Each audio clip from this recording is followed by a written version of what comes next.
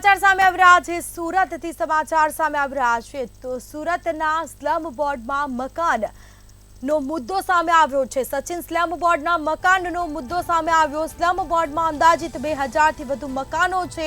10,000 જેટલા લોકો બેઘર થઈ જશે। મકાન ખાલી કરવા નોટિસ અપાઈ હતી અને આ સાથે 3 દિવસ પહેલા પાણી કનેક્શન કાપવામાં આવ્યા। તો મકાન ખાલી કરવા માટે નોટિસ આપવામાં આવી હતી। 3 દિવસ પહેલા પાણીના કનેક્શન પણ કાપવામાં આવ્યા હતા। સરકાર પાસે વૈકલ્પિક વ્યવસ્થા કરવાની પણ લોક માંગ ઉઠવા પામી છે। લોકોએ માંગ કરી છે કોઈ બીજી વ્યવસ્થા કરી આપે સરકાર। લોકોને હાલાકીનો સામનો કરવો પડી રહ્યો છે। વારંવાર રજૂઆત કરવા છતાં પણ કોઈ નિરાકરણ આવ્યું નથી।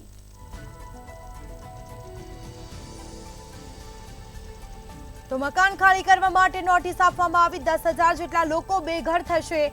પાલિકા દ્વારા ડિમોલિશનની કામગીરી છે તે હાથ ધરવામાં આવી છે, પરંતુ સરકાર પાસે વૈકલ્પિક વ્યવસ્થા કરવાની લોક માંગ ઉઠવા પામી છે।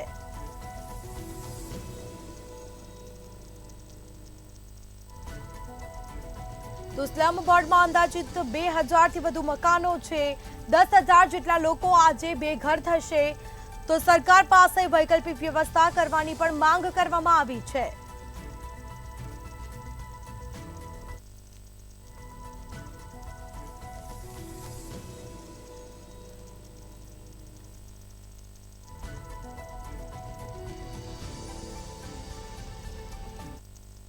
વિસ્તારમાં આવેલા જે સ્લમ બોર્ડ એરિયા છે કંસાળ વિસ્તારનો, તેમાં 2000 થી વધારે જે મકાનો છે જે જર્જરિત થઈ ગયા છે તેને ખાલી કરવા માટે થઈને આદેશ કરવામાં આવે છે। જોઈ શકાય છે જે પ્રકારે આ મકાનો છે તે મકાનો જર્જરિત થઈ ગયા છે, પરંતુ જે પ્રકારે કહી શકાય કે ચોમાસું છે અને ચોમાસા દરમિયાન જે પ્રકારે આ લોકોને મકાન ખાલી કરવા માટે થઈને કહેવામાં આવ્યું છે, પરંતુ આ લોકોની એક જ માંગ છે કે કોઈ પણ વૈકલ્પિક વ્યવસ્થા કરવામાં આવે અને તેને જ લઈને આ જે લોકો છે તે ક્યાંક ને ક્યાંક રોષે ભરાયા છે। કારણ કે જે પ્રકારે સ્થાનિક પ્રશાસન દ્વારા આ મકાનો છે મકાનોમાંથી ડ્રેનેજ તેમજ નળ કનેક્શન સહિતની લાઈનો છે, સાથે જે વીજળીની લાઈનો છે તે કાપી નાખવામાં આવી છે અને તેને જ લઈને જે પ્રકારે લોકો છે તે વારંવાર મુશ્કેલીમાં મુકાયા છે। કારણ કે અનેક વખત રજૂઆત કરવામાં આવી હતી અને તમામ લોકો દ્વારા રજૂઆતને પગલે જે પ્રકારે માંગ કરવામાં આવી હતી કે તેમને રહેવા માટે કોઈ પણ વૈકલ્પિક વ્યવસ્થા કરી આપવામાં આવે, પરંતુ હજી સુધી કોઈ પણ વ્યવસ્થા થઈ નથી। ત્યારે અહીંના સ્થાનિક લોકો છે એમની સાથે વાત કરીશું। કાકા, આ વિસ્તાર છે, વિસ્તારમાં કેટલા મકાનો છે અંદાજિત? मकान अपना यहाँ 2700, कम से कम 2700 मकान है। आपको ये मकान, आप कितने साल से यहाँ रहते हैं? हम यहाँ 2003 से ये मकान लेके हम 2003 से इधर बासिंदा हो गया है। ये खाली करने की नोटिस दी गई थी, कब खाली करने का? खाली करने के नोटिस दिए, लेकिन देने के बाद भी अपना दस्तावेज करे, बोले अपना अपना घर का मालिक बन जाओ, दस्तावेज करो तो सेव हो जाएगा। इसलिए हम अभी 4 महीना मतलब अगस्त महीना से, पिछला अगस्त महीना से अभी तक तो सबका दस्तावेज अपना जो है सब दस्तावेज कराया सेव के लिए। अपना दस्तावेज करो, अपना घर का मालिक बनो, ऐसा बोले तो हम लाख लाख रुपया खर्चा करके अभी 4 महीना हुआ दस्तावेज किए। बाद में ये सब नाटक करके तोड़वा दिए। एक साथ में उतना आदमी कहीं नहीं जा पा रहा है, जो जिसको मिला एक तो चले गए। हम लोग को ही पड़ा है इधर 4 दिन से, पानी नहीं है, लाइट नहीं है, ड्यूटी पानी का भी सेटिंग बिगड़ गया। अब बच्चे लोग भी परेशान में। आप बताइए कितने साल से यहाँ पे रहते हैं और यहाँ पे अंदाजित कितने मकान होंगे? हम तो 88 में स्कीम निकली थी, तब 88 में फॉर्म भरा था, तो इसका 94 में हमको कब्जा मिला। 96 में इधर रहने के लिए आए हम लोग। 32 साल हुए। हाँ, खाली कराने का मकान बोला गया है। अभी आपकी मकान हालत जर्जरित हो गया ना, तो वो लोग नोटिस दिया था खाली कराने का।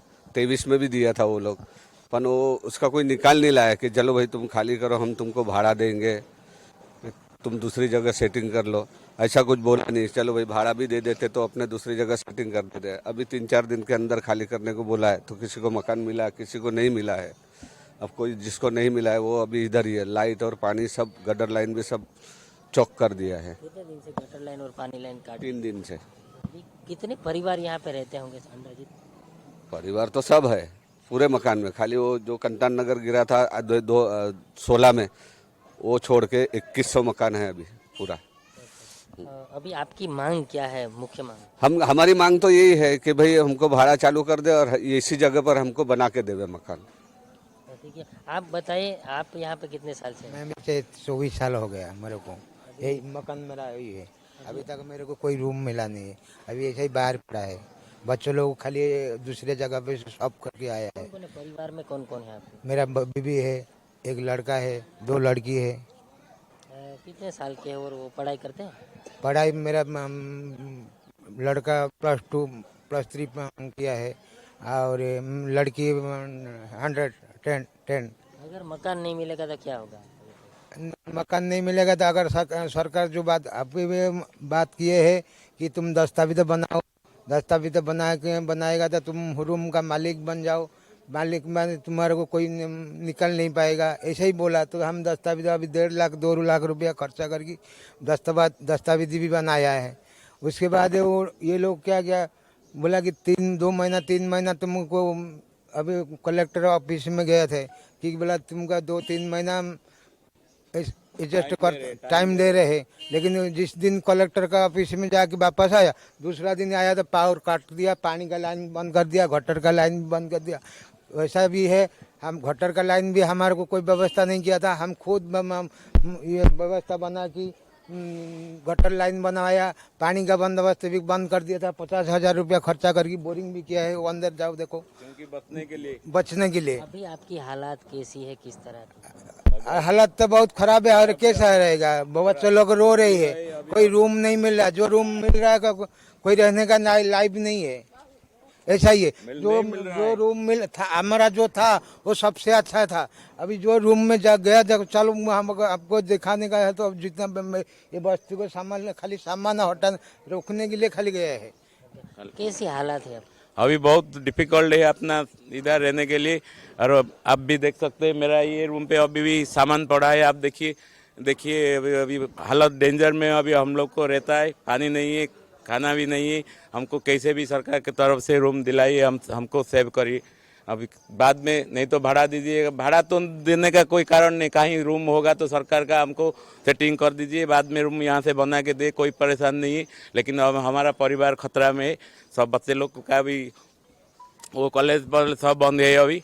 वो लोग खाने को बराबर सेटिंग नहीं। अभी लड़का ये था वो कॉलेज ऐसा ही नया नहीं है, वो गया है कॉलेज गया है। ऐसा ही हमारा परिस्थिति।